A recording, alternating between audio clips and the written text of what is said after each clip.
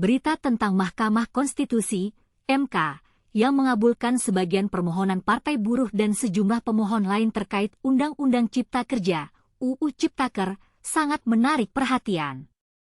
Bagaimana tidak, MK mengubah sejumlah pasal dalam UU Ciptaker yang terkait dengan pengupahan, hubungan kerja, hingga tenaga kerja asing. Pertanyaan yang mungkin muncul dalam benak kita adalah, apa sebenarnya yang diubah oleh MK dalam UU Ciptaker?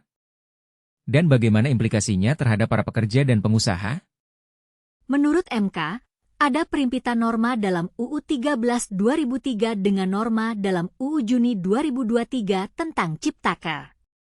MK mengatakan hal itu dapat mengancam perlindungan hak para pekerja. Perimpitan norma yang diatur dalam UU 13 2003 dengan norma dalam UU Juni 2023 sangat mungkin akan mengancam hak atas pengakuan, jaminan, perlindungan dan kepastian hukum yang adil bagi warga negara, incasu yang berpotensi merugikan pekerja buruh dan pemberi kerja pengusaha, ucap Hakim MK Eni Nurbaningsih. MK juga mengatakan bahwa pembentuk undang-undang harus segera membentuk UU Ketenagakerjaan yang baru dan memisahkan atau mengeluarkan dari yang diatur dalam UU Juni 2023. MK mengatakan hal itu dapat mengatasi ketidakharmonisan aturan.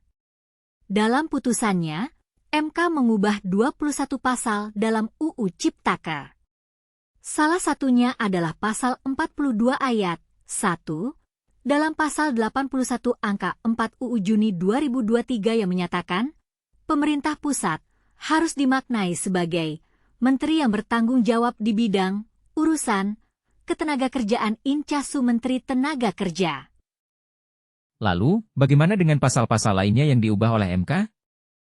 Apakah hal itu dapat membantu meningkatkan perlindungan hak para pekerja? Dan bagaimana dengan implikasinya terhadap pengusaha?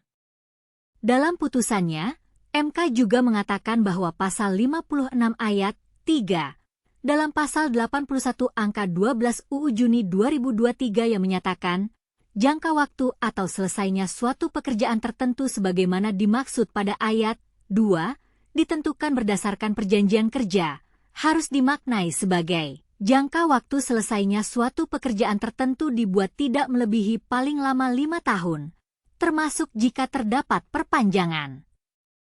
Banyak lagi pasal-pasal lainnya yang diubah oleh MK. Namun, yang jelas adalah bahwa MK ingin memastikan bahwa UU Ciptaker dapat memberikan perlindungan yang lebih baik bagi para pekerja. Bagaimana dengan Anda? Apakah Anda setuju dengan keputusan MK? Ataukah Anda memiliki pendapat lain? Mari kita diskusikan lebih lanjut.